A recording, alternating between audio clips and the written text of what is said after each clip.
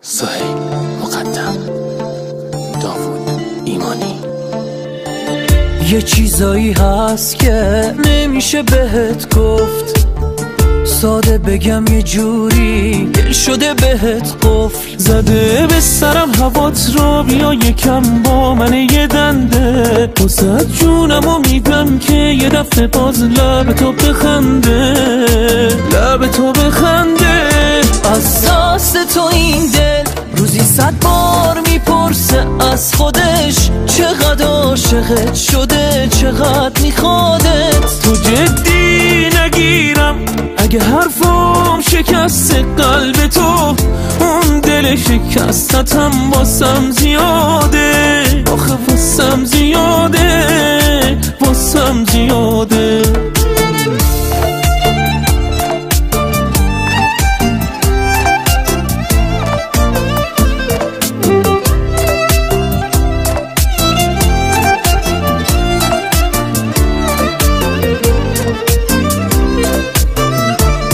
این رابطه انگار خط قرمز منه دیگه، تو هم مثل منی چشمات که بهم دروغ نمیگه. تو باعث و بانی تموم خوشیامی، پاک کردی غمامو، تو انگاری هوامی. از دست تو این دل روزی 100 بار میپرسه از خودش، چقدر عاشقت شده، چقدر میخوادت. تو جدی نگیرم اگه حرفام شکست قلب تو، اون دل شکستتم واسم زیاده، واسم زیاده، واسم زیاده.